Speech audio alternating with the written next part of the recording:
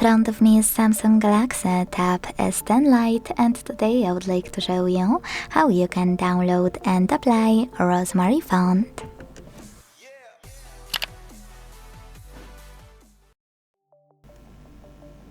Rosemary font is one of the most popular one of Samsung devices, and many users struggle to apply it.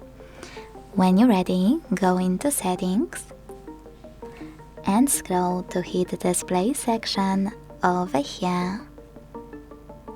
Then scroll again, this time to click on Font Size and Style, and tap on Font Style.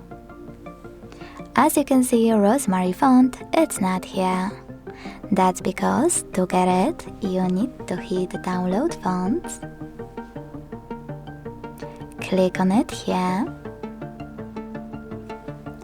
and tap on Install at the bottom.